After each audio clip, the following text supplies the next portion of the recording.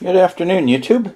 I guess today is a bit of a post-bag video. Got a couple of things in. These came from AliExpress. These are some of the small push-button switches that Paul Kennett uses on his battery voltmeters.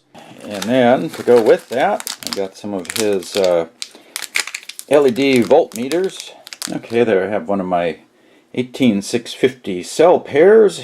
And we'll try this battery out here on the voltmeter. I stripped off a little bit off the end. There we go. 3.73 volts. And so I want to use some of these on my 18650 cell holders. But one of the other things I wanted to do was I have this camping lantern. So I think I've showed this before. I've converted this. It used to be an incandescent light with a rheostat to adjust the brightness, but I've replaced that with an LED bulb here. I can show you that. So I put an LED, I think this is a 1 watt LED with a current regulated driver in it, and that works really good. It's just super bright and it uses very little power.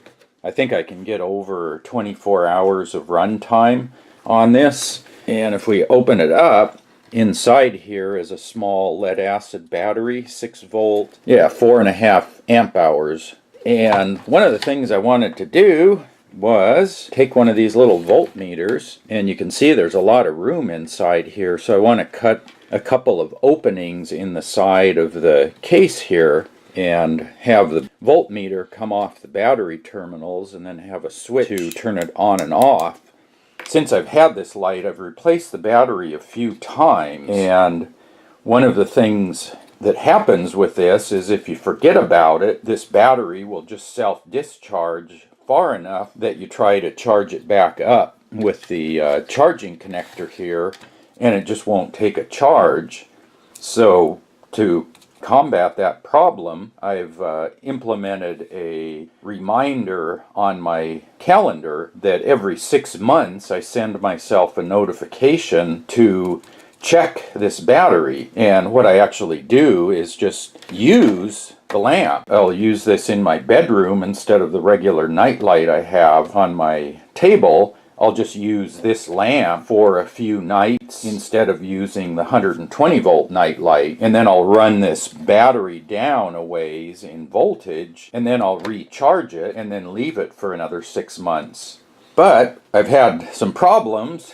I'll forget how many nights I've run this, and I've run it down to where it's under 6 volts, down in the 5 volt range on the battery, and the only way to check is to plug something into the charging port here. I have this working lead acid battery, and I might as well keep that in there. And this voltmeter will work both with lead acid and with lithium, so I'm not really wasting any effort by putting the meter in now. But later I'll probably change this over to lithium just to get a little better capacity. So if I were to put, say, 6 or 8 cells in parallel, I would probably double the capacity of this. I'd go up to maybe 12 to 15 amp hours. So I'd probably be 2 to 3 times the capacity of the lead acid cell. So yeah, I just wanted to look at something here just for future reference. I could put 2 4-cell holders in there back to back, hook them all up in parallel. Yeah, if I put one like that and one like that, so I could put those 2 cell holders in like that, make up a little spacer here to hold them at a certain distance apart. Yeah, I think something like that might be the answer for the future. So yeah, in that case I might put the voltmeter over here on the back side, because here it's pretty tight, and then you've got all of this stuff for the switch is right here. So I think I might put my voltmeter in the back there. Plan for the future and just get something done now.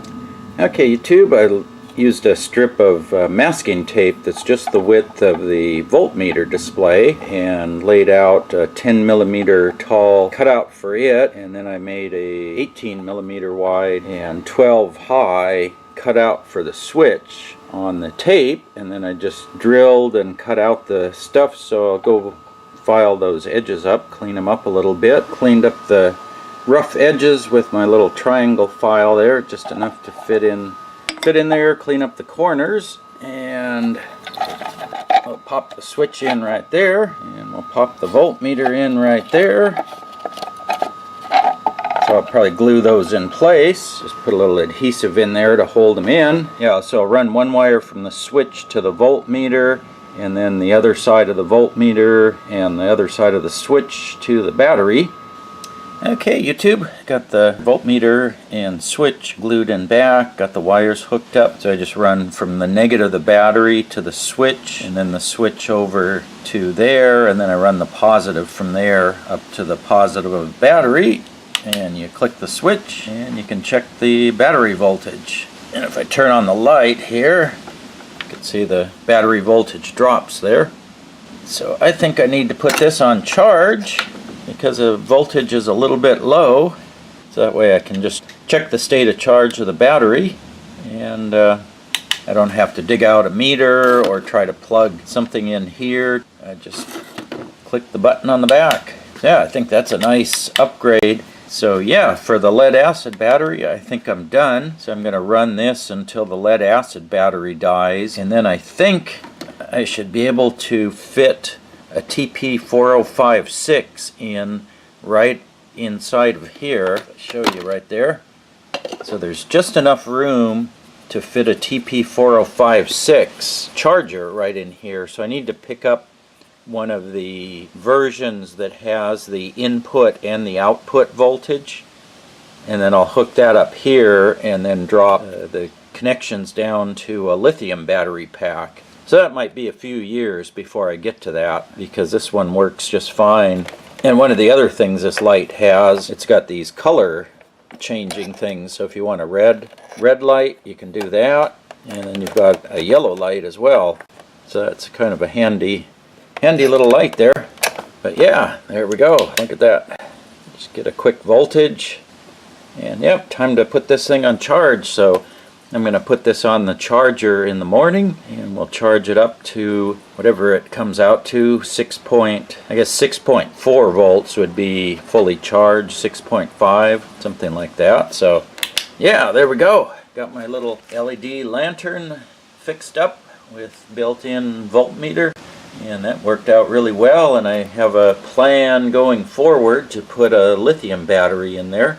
So I should be able to get about 15 amp hours, so about 3 times the lead acid, which is 4.5. But yeah, since the battery still works, I'm just gonna put this back together, charge it up, and put it back in the bedroom where I keep it as an emergency light. And then in 6 months we'll keep checking it. If the battery voltage starts dropping really far, I'll replace it, but for now it's perfectly usable. So yeah, I hope you enjoyed that. I'll put links to the voltmeter and the switches in the video description if you want to pick those up. I think they were, no more than maybe $2 total. But yeah, that works pretty good. So hop back on there. Yeah, I like this. It comes apart without any, you don't need any tools to take it apart. And then you can hang it.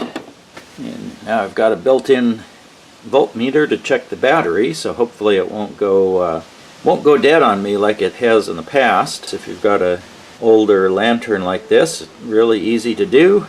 And as always, thanks for watching.